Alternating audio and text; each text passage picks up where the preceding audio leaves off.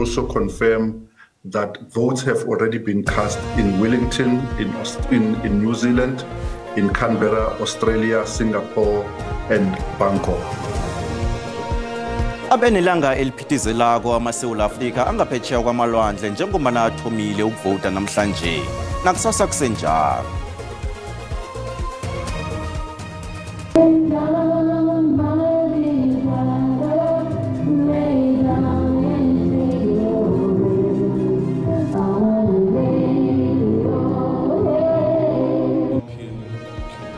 Phekelelwe kiboyisemkhulu umntwana odumizwe badlelezeli nabekadidibeza uyise kaniseka sahlelwe bogalajana. Echingile sitshaba sekosi siyalotshisa begoduse namkela kezentambama nje ngesindebele ku SABC1 akwande.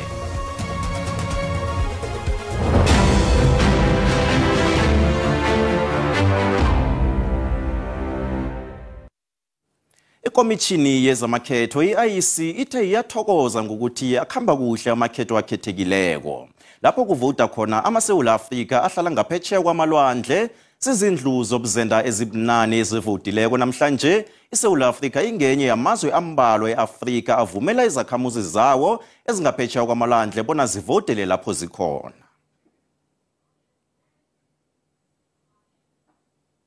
Isekela lesiphathiswa sezekhetho Masego Shibura uthi namhlanje amaSewula Afrika avote emazweni alithoba kwaphela eMiddle East. Uthi babalelwa ku-77,000 abahlali belizweli abangaphetsheya abazihlolisela ukuvota. In the majority today will be countries in the Middle East, Saudi Arabia, Iraq, and those countries. 9 missions will vote today. However, we can also confirm that votes have already been cast in Wellington, in New Zealand, in Canberra, Australia, Singapore, and Bangkok. Ngamanye amazwe kuyokuvotwa kusasa. The rest of the territories will vote on Saturday, the 18th. And the biggest mission there will be London, which has just under 24,000 South Africans registered to vote there. And because of the sheer number of people there, special arrangements have been made to accommodate those voters. I-IEC ithi amavoto ezakhamuzi zelizweli ezivote ngaphetsheya azokubalwa bona kuqeda ukuvotwa elizweni elingomhla ka-29 kiyinyanga le.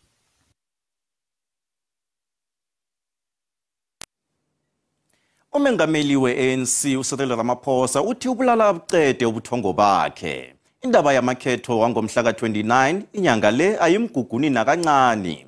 Umengameli uRamaphosa ubekhuluma ejimeni lakhe lamalanga amathathu lokuzifunela abavoto eGreytown KwaZulu-Natal nesiphandeni iNkosi Bambatha region. uRamaphosa uthi bazokudana labo abacabanga ukuthi i-ANC izokuloba KwaZulu-Natal. Umeli we-ANC uCyril Ramaphosa nesekela lakhe uPaul Mashatile nesekela lakhe laLokya uDavid Mabuza bayokuhlwa amalanga amathathu KwaZulu-Natal lapho bazifunela khona amavoti. Ijimeli liza ngemva kokuthi ibandla labaphathi be-ANC kunye nomengameli walokha uThabo Mbeki bahlwe khona ngeveke epheleleko. Ihlangano liyenza ngakho konke okusemandleni ukuvimba i-MK Party ne-IFP bona zingabeqi ngaphezulu. I'll be spending the next 3 days here. So it's always a pleasure to be here in KZN, where the ANC has a lot of support, despite what the doomsayers are saying. Umengameli we-ANC ubekhuluma nabalandeli be-ANC eGreytown. Wabawa bona baphume ngobunengi babo ngomhla wekhetho bayokuvotela i-ANC. IKwaZulu-Natal inabavoti abayi-5.7 million abatlolisiweko. Bonke njalo inhlangano zepolitiki zibafuna ngakibo kodwana i-ANC ithi izibethe isifuba ngokuthumba. Our people, in their hearts of hearts, they know that they support the African National Congress, and all we are doing now is to make sure that many of our people come out to vote. uRamaphosa uthi uyabuthemba ubuholi besifunda esidoswa phambili ngusiboniso Duma nanyana abanye babukhutha nje. Leadership here, I have full confidence in them, in their ability to continue leading our province. Ibandla eliphethe i-ANC bekwafuneka bona lingenelele lisize ukwakha indumela yehlangano le ngaphambi kwamakhetho. Umholi we-Democratic Alliance uJohn Steenhuisen uveze ihlelo elifogololako lezempilo kunye nesibalo esiphezulu sokuhlogeka kwemisebenzi njengentshijilo ezikulu ezicalene nesifunda seMpumalanga Kapa. uStenhuisen uthembise bona lokhu kuzokuba amaqalondanzi wabo abangawathumba amakhetho ezako. uStenhuisen usejimeni lokuzifunela abavoti eSt Francis Bay engaphasi kwakamasipala weKuga ophethwe yiDA. uStenhuisen bekadosa phambili ivakasho lokuhlola ubujamo bezinto kwemthangalasisekelo ephakela amanzi. Ubuye wavakatshela nempethu embili ezitsha endaweni le ekumizamo enziwe ukuqinisekisa bona amanzi akasathlayeli lapha. That municipalities are going to have to focus a lot more on becoming resilient to be able to deal with these issues rather than letting people go without water and have drought doing devastating consequences to your municipal income and the like. So I think that municipalities around the country should be taking a leaf out of the book of Kuga here, the first plastic road. Now we've got these innovative package plants that are ensuring people have access to drinking water to ensure that we build resilient local government municipalities so that people don't suffer. Hlangano leyithi zokubekela phambili ihlelo lezempilo nokuhlokeka kwemisebenzi nayingathumba amakhetho. iDA yathoma ukuphatha umasipalata weKuga ukuthoma ngo-2016 ngemva kokumthatha ezandleni ze-ANC emakhethweni wabohulumende bendawo. Ilizwe le-Israel lethule impendulo zalo eziqaliswe elizweni leSouth Africa ekhotho yamazwe ngamazwe yezobulungiswa. iSouth Africa ibawe ikhotho le bona ithathe amagadango afaka hlangana lokuthi iIsrael ijamise amajima wamajoni eRafah neGaza. iSouth Africa ibuye yakhombela bona ikhotho yamazwe ngamazwe iphenye imbiko yokufunyana kwamathuna amaningi eGaza. Ilizwe le-Israel namhlanje beliphendula ngalokhu iSouth Africa ethi kuhayilwa kwabantu bePalestina. iSouth Africa ifuna iIsrael ithathelwe amagadango malungana nokubulawa kwamaPalestina angaphezu kwenkulungwane ezingaphezu kwama-30. Absurd result would be that Israel would be denied its inherent right to defend itself. Hamas, for its part, would remain free to continue committing its horrific crimes. The purpose of the Genocide Convention is not to have the courts supervise the conduct of armed hostilities by parties to the conflict, by the assertion of a genocide. Rather, the Convention, and subsequently this court's jurisdiction, is limited to the grave crime of genocide. I am compelled to restate once again that there is a tragic war going on, but there is no genocide. Uthe omunye ufokiswe ilizwe le-Israel nabekaqedelela ngokuthi ubufakazi bakhe omunye wabantu egada zokulalela wamula wathi batsho banamanga. Icwetha lomsolwa wesihlanu ecaleni lokubulawa kwakaSenzo Meyiwa liphikile bona ufisa okuhlenduli wafonela intombi kaMayiwa uKelly Khumalo ngenyanga uRhoboyi nangoSewula ka-2014. Izolo uNtuli uvumile ukuthi ngeyakhe inombolo abaphenyi bathi yafonela uKelly Khumalo. Nanyana kunjalo uAdvocate Zandile Mshololo ulemukise ikhotho ephakemeko ePitori bona imtato leyo ayiveli emarekhodini weselfoni kaKhumalo. 0733 059202. Inomboro leyo umsolwa wesihlanu uNtuli avumileko bona ngeyakhe. Ngiyo kanye umholi wemininingwana yemitato uColonel Lambertus Steyn afakaza bona yadosela uKelly Khumalo ngomhla ka-2 kuRhoboyi nangomhla ka-15 kuSewula ngo-2014. Zimveke ngaphambi kokubulawa kwaMeyiwa. Kodwa icwetha likaNtuli lizeqisa amehlo insolo ezinjalo. So if you can check for me under the records of the 2nd of August 2014 if there is any transaction reflecting a call that was received by Ms. Kelly Khumalo from the number belonging to Mr. Ntuli, which is 9202. Kanti lokho uvikelwa kwamarekhodi womtato kaKelly Khumalo. Kodwa umbuso nohost phikisene nokuthukwa ngemibuzo. As a good please Manot, we really don't want to belabor the point, but we have already indicated that Ms. Billingham will be coming to testify. She's the right person to comment. The witness has said he hasn't seen the section 205. Kodwa lokho bekungakaneli ukuvikela. What's important is to mention that new matters in re-examination can only be canvassed with the leave of the court. which may allow further cross-examination on the new evidence. Baloyi uthe ufakazi wekhampani yama-cellphone usazokufakaza ngomhlobo wemitato eyadoswako. Umbuso ulindeleke bona udose phambili intatimende zikaKhosi ngamarekhodi wemitato icala naliragako ngomvulo. Nasibuya ento. The allegations is about people who are looking for refugee status in South Africa who don't deserve it, but who get it through bribery. That's the main allegation.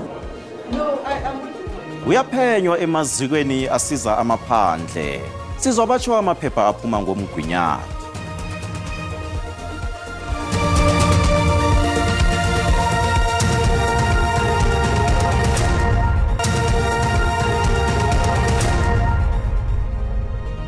Ubukele indaba zesiNdebele.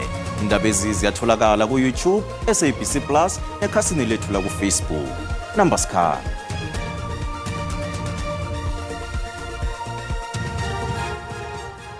Uphekelelwe kiboyisemkhulu ekonzeni ebeyinamatluwo wodwa. Udide Bukhophalane weminyaka emihlanu ubudala.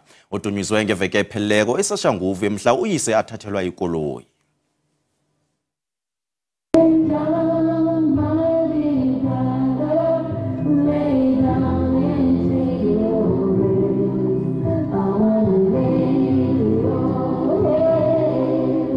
Ihehlezana abangani bakhe abamlayelisa ngayo uDitebogo bebahawula abantwana kube ngasuthi bangambona vele uDitebogo ebekumntwana ohloniphako nothanda abantu.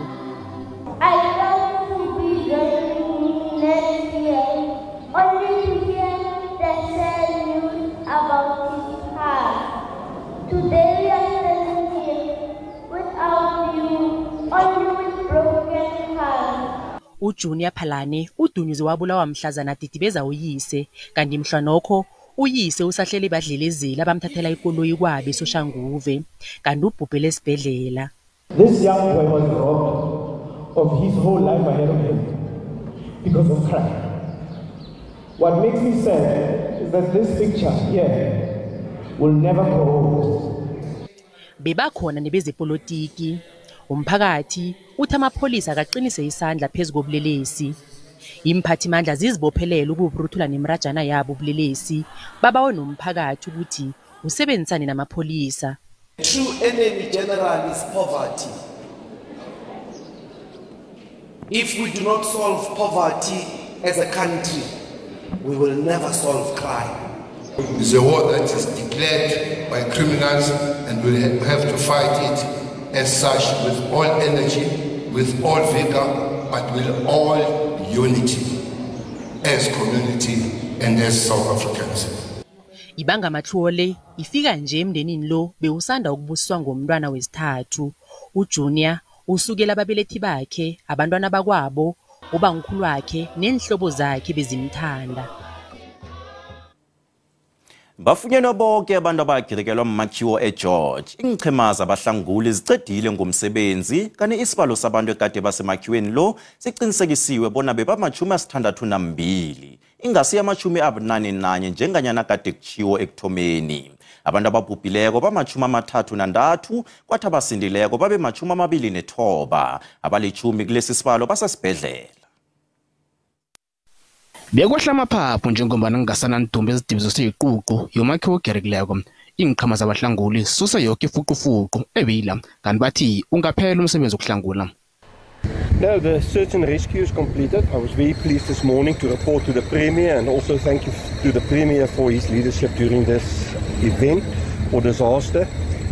We've unfortunately, as you know, 33 fatalities, 29 people still in hospital or alive, so 10 of those are still in hospital. The search and rescue teams have done brilliant work. Ekuthomeni bekunetsharaga nesibalo sabasebenzi ekade basemakhiweni lo. The figures, we've been honest, when we started off they said something like 69 people. That was then after talking to the contractors, to the community, to members who worked on the site, that changed to 75 and then to 81. Indawo le seyinikela amapholisa kuzakuthi ngemva kwalapho umnyango wezemisebenzi nabasebenzi uzokuthoma ngephenyo. So what the teams are doing right now, we're trying to make the site as safe as possible because now we're sitting with a hole in the ground, and then it will be handed over. So it's quite a relief to get here, but I think it's still very much a shock to the system to think where we were a week ago and a little bit longer than a week ago when we had this huge amount of rubble lying here. Nakusenjalo, uhulumende wesifunda seTjingalanga Kapa sekathomile ngephenyo zokuveza bona uyiswe yini umakhiwulo. Umnyango wezokuthuthukiswa komphakathi esifundeni wona uzokusiza imindeni ebethekileko ngokuthotsha umkhumbulo inyanga ezingaba 6. Iphiko elikhethekileko labaphenyi SIU isola imphathimandla ezima-60 ezisebenzela eDesmond Tutu Refugee Reception eMarabastad ePitori.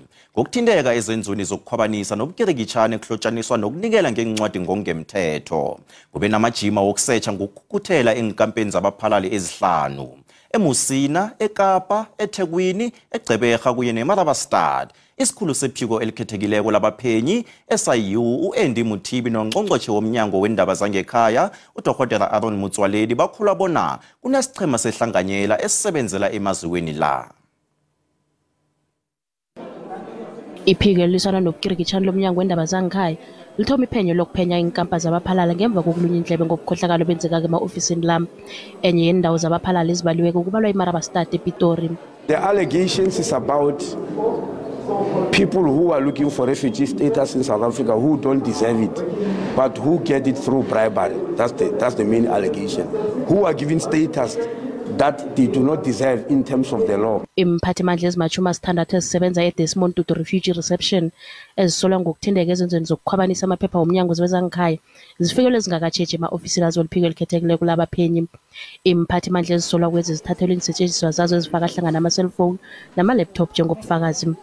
Isikhulu sephiko elikhethekileko labaphenyi uAdvocate Andy Muthibi uthi bafuna ukuthi bonke laba abathindekako batshutshiswe. Laptops, cell phones, we'll take them to our forensic digital center where they will be imaged and we'll bring them back and the investigation will proceed. Abanye abaphalali baveza ukuthonyeka ngendlela abaphathwa ngayo emazikweni wabaphalali. They give us promise. They didn't even do anything to work. They mustn't treat us like we are dirty.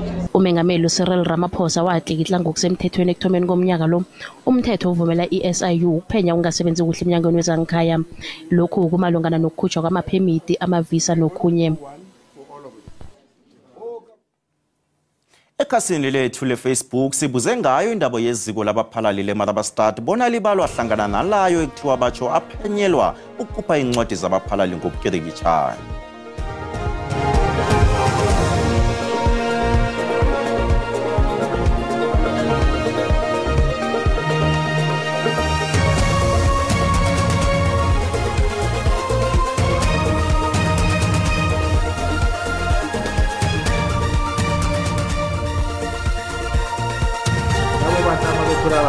Namacala ababoshwe bevalelwe ngoba manje kathele le ndaba ukuthi ekuyongena abantu abaqhamuka ngale ngaphandle benikezwe incwadi ngokukhonyo ukutshala. Kubalulekile kakhulu ukuthi kwenziwe uphenye vele la eMzansi icorruption idlalubi icorruption izogcina isilimaza kakhulu la eMzansi. Kubonakala ukuthi khona abasebenzi abasebengenzi ngendlela baphenywe futhi makufanele bagwetshwe lo onikeza isifundo nakunombala.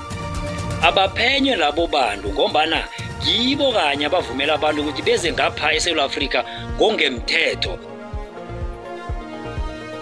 Umbononge wombukeli SABC ayizukuthweswa umlando wokuziphendulela ngombono wombukeli. Abafundi abali-162 bePNR eMpumalanga bayiqedile ihlelo lokufundiswa ngezomthetho ngehloso yokuqeda izenzo zobulelesi nokuthelisana enkolweni. Abafundi bathethwe enkolweni ezinabafundi abanepehla eMpumalanga. Ihlelweli iSafer South Africa Foundation lifundisa abafundi ngokwencwadi nangezandla bona amaziko wezomthetho asebenza njani ngokubasa emajeleni ekhotho. Nasiphosa ilihlo kezemali, iranda liqinile nalilinganiswa nezinye imali ezikhulu.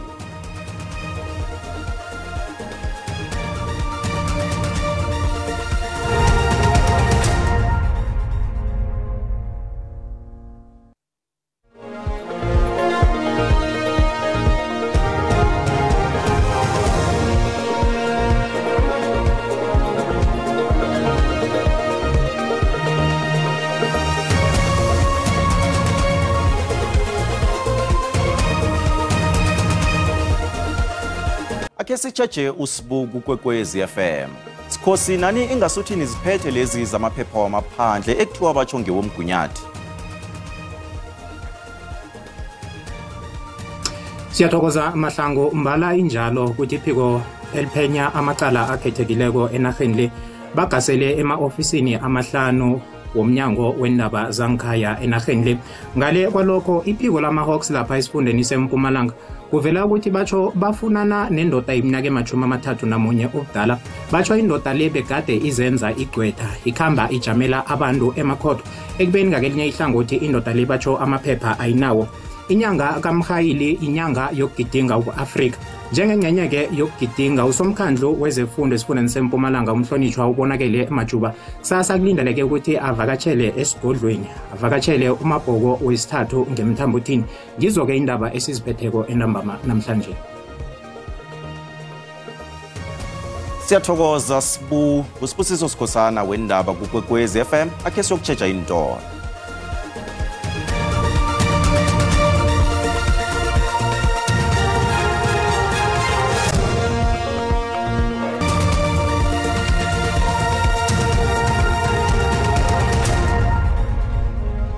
Siphelela lapha namhlanje iphela veke emnandi ukhobongile.